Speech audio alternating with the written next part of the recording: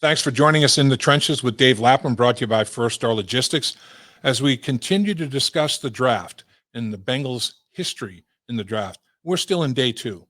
As we know, the format, first round in day one, over 10 million people watched the first round in some way, shape, or form. That's bigger numbers than NBA playoffs, than Major League Baseball World Series games. I mean, it's crazy. Day two is second and third round. We discussed the second round in this episode here. We're talking about all-time third-round picks in Bengals history. Boy, they've had some good ones. Led first and foremost by a Ring of Honor player, Ken Anderson, number 14 in your program, number 1 in your heart. Third-round selection, the 67th pick of the draft in his year out of tiny Augustana.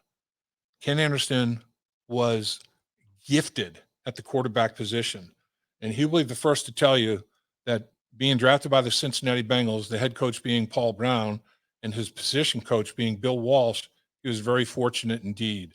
And there were weeks of work that Bill Walsh, the drills that he put Ken Anderson through footwork-wise before he even threw a football. Footwork, upper body mechanics. I mean, it was weeks before he actually threw the football. Bill Walsh broke it down and started from the ground up. And everything in sports is predicated on your feet being proper footwork and then finishing with your hands. And Bill Walsh was all over that. And Ken Anderson, just a tremendous athlete, grew up with Dan Issel. He had a basketball scholarship initially to Augustana. And the football coach got him to try out for football and started throwing the football around, and the rest is history. What numbers he put up, it's just incredible. And league MVP in 1981, phenomenal season, took us to Super Bowl 16. He had as good an accuracy as anybody at the quarterback position. His mechanics were impeccable. He wrote a book called The Art of Quarterbacking. You can still get a copy of it, and it's incredible. He was technique perfect. And I remember catching balls from Ken Anderson. We'd be like 25 yards apart, and he'd say, right shoulder, ball right there. Navel, ball right there. From 25 yards away, he's pinpointing the football. So he could throw it to perfect spots with the right trajectory and the right tempo and speed on the football. Very, very gifted. Another third-round pick, the 82nd selection in his draft out of Dartmouth, Reggie Williams. Reggie Williams was very, very gifted, played his high school football in the state of Michigan. Reggie played outside linebacker for the Cincinnati Bengals, and Hank Buller, the doctor of defense, did a lot of things with Reggie Williams. Position versatility was a big factor with him. He blitzed him. He felt real comfortable with Reggie in coverage. Reggie Williams had enough athletic ability to run with people and take the football away.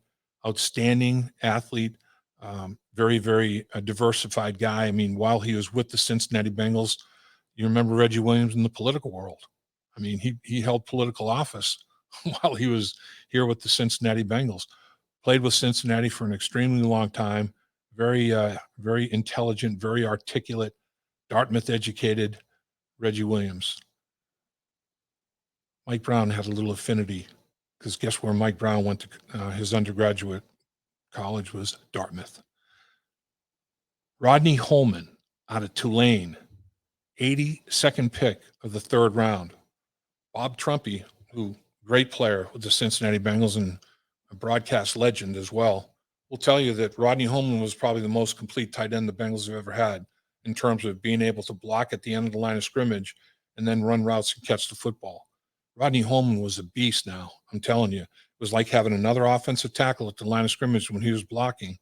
And then he could really stretch the football field, make physical plays. And that's the thing about Rodney that, I remember is his size-speed ratio, the physicality with which he played the game of football. Man, linebackers and safeties didn't want any part of Rodney Homan when he was full tilt, running with the football down the football field. I mean, he was an impressive specimen, no question about it. Another third round selection out of Arizona State, the 78th pick in his draft, David Fulcher, another member of the 1988 Super Bowl team. Dick LeBeau started using David Fulcher, one of the big members of the SWAT team, in many ways. And Dick LeBeau went to Pittsburgh and used Troy Polamalu, who got a lot of credit for being able to do a bunch of different things and line up in different positions and try to confuse quarterbacks and be able to blitz, be able to cover, and have all that position versatility, a positionless player. David Fulcher is where it started. Dick LeBeau was doing the same things with David Fulcher in the late 80s as he did with Troy Polamalu with the Pittsburgh Steelers. And David Fulcher had tremendous instincts for the game of football. You're blessed with those. And he trusted his gut. And David Fulcher made a lot of big plays for the Cincinnati Bengals, being able to diagnose and trust what he saw and make plays. At defensive end, out of Georgia Tech, third rounder, 70th pick of his round, Big Michael Johnson. Michael Johnson was another guy that had position versatility. They could kick him inside from defensive end to defensive tackle and let him be an inside rusher in nickel packages. Tremendous leader of football teams in the Marvin Lewis era. He had a very, very big role, and all he did was be a pro's pro every single day. Never sought the limelight, never sought the attention. But his teammates knew that they could count on him, and he was going to be exactly where he was supposed to be, when he was supposed to be there, and how he was supposed to get it done.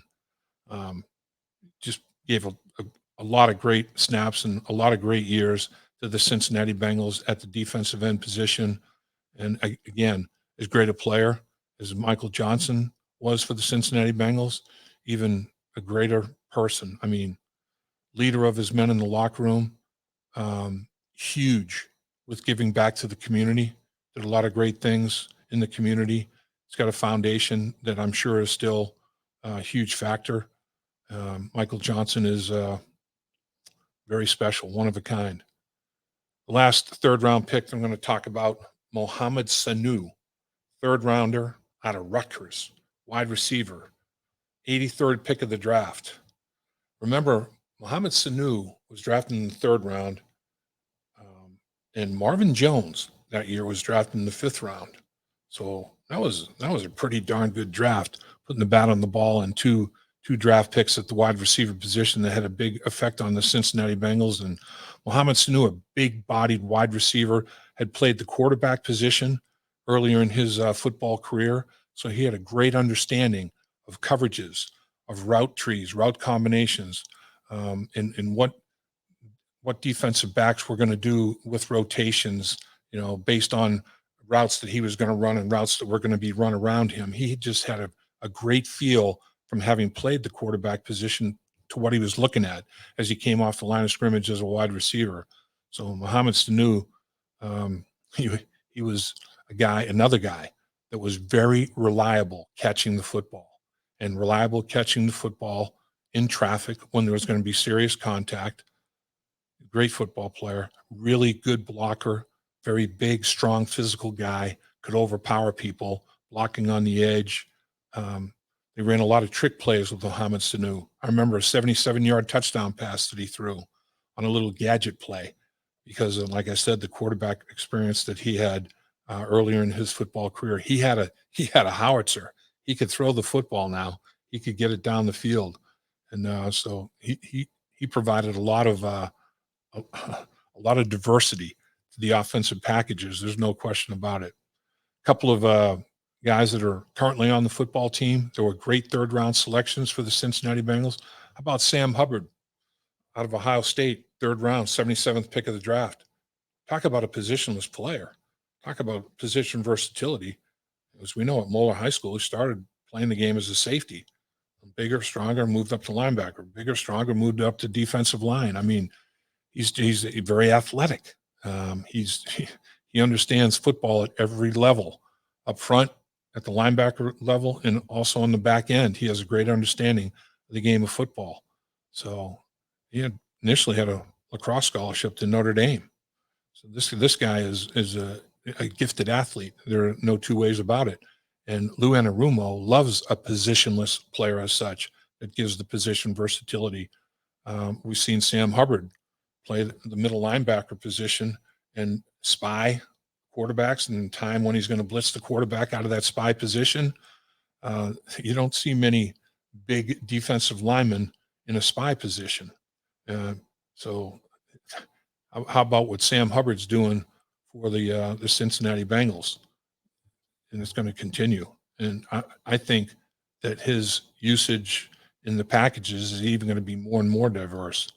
Logan Wilson, a third rounder, the 65th pick of his draft out of Wyoming. In fact, Logan Wilson and Sam Hubbard, when Sam Hubbard is in at linebacker, Logan Wilson is rushing off the edge.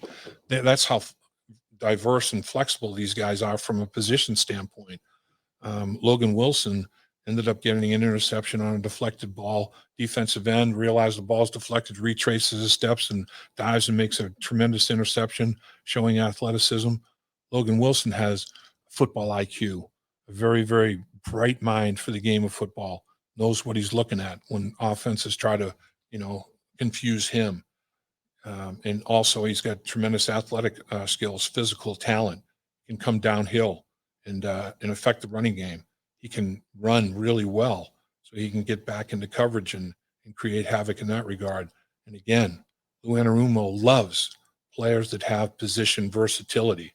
Sam Hubbard, Logan Wilson are pretty much at the head of the class, at their respective positions, providing that position versatility. And all of the personnel that Lou Anarumo now has in the back end to go with Sam Hubbard and Logan Wilson in terms of how you're going to line up and what's it going to look like and who's got what responsibility. And it's going to cause quarterbacks a lot of angst. Looking forward to it. At First Star Logistics, we're a very strict company that really puts the pressure on our employees.